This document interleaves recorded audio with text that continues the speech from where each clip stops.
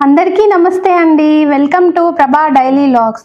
ఈరోజు మనం దీపావళి పండుగ పూజా విధానం ఎలానో తెలుసుకుందాం. దీపావళి సంవత్సరంలో అక్టోబర్ 20వ తేదీ సోమవారం నాడు వచ్చింది. దీపావళి అంటే చీకటిని తొలగించి వెలుగును ఆహ్వానించే రోజు. దీపావళికి ప్రధాన కారణాలు ఏంటో తెలుసుకుందాం. భారతదేశంలోని వివిధ ప్రాంతాల్లో వివిధ రీతుల్లో జరుపుకుంటారు. ఉత్తర భారతదేశంలో శ్రీరాముడు లంక నుండి యుద్ధం తరువాత అయోధ్యకు తిరిగి వచ్చిన రోజు అని భావించి దీపాలు వెలిగిస్తారు. దక్షిణ భారతదేశంలో శ్రీకృష్ణుడు నరకాసురుడిని సంహరించిన రోజు, అందుకే దీన్ని నరక చతుర్దశి అని కూడా అంటారు. పశ్చిమ భారతదేశంలో లక్ష్మీదేవి అవతరించిన రోజుగా భావిస్తారు. మనసులోని చీకటిని తొలగించి జ్ఞానదీపం వెలిగించే రోజు.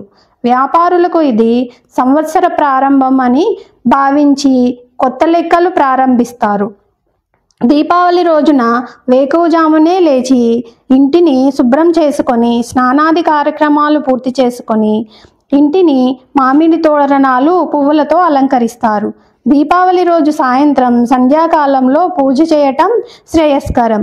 దీనికి కావలసిన పూజా సామాగ్రి దీపాలు, పసుపు కుంకుమాక్షతలు, గంగాజలం లేదా శుద్ధజలం, పుష్పాలు, గంధం, పంచామృతం, కొబ్బరికాయ, పండ్లు, అమ్మవారికి ఇష్టమైన పాయసం, అలాగే అమ్మవారి దగ్గర కాసులు లేక ధనం కూడా ఉంచవచ్చు.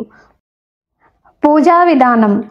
పూజ గదిలో ఒక దగ్గర పీఠం వేసి దాన్ని కొత్తగా తెచ్చిన జాకెట్ పీస్ పరిచి దానిపై బియ్యం పోసి మధ్యలో శ్రీ మహాలక్ష్మి అమ్మవారి విగ్రహం కానీ ఫోటో ఫ్రేమ్ కానీ పెట్టాలి. అమ్మవారి దగ్గర దీపాలు వెలిగించి దేవికి మనం ముందుగా చెప్పుకున్న పసుపు కుంకుమలు, అక్షతలు, పుష్పాలు, గంధం, పంచామృతం సమర్పించాలి. కొబ్బరికాయ కొట్టి పండ్లు, పాయసం సమర్పించాలి. అలా చేసి ఇల్లంతా ధూపం వేసి దీపాలు వెలిగించాలి. దీపాలు వెలిగించి చిన్నపిల్లలు నుండి పెద్దవారు వరకు అందరూ టపాసులు కాల్చుకుంటారు, సంబరాలు జరుపుకుంటారు. చాలా గ్రామాలు నరకాసురుని వధఘట్టం ఈరోజు జరుపుకుంటారు. ఆ నరకాసురుడి బారి నుండి బయటపడిన సందర్భంగా అందరూ దీపావళి జరుపుకుంటారు. అందరికీ ముందుగా దీపావళి శుభాకాంక్షలు. ఇలా టపాసులు కాల్చే సమయంలో తప్పకుండా అందరూ కాటన్ దుస్తులు ధరించాలి. చిన్నపిల్లల విషయంలో చాలా జాగ్రత్తగా ఉండాలి.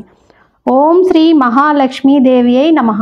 ఓం మహాలక్ష్మీ చ విద్మహే విష్ణుపత్న్యై చ ధీమహి తన్నో లక్ష్మి ప్రచోదయాత్.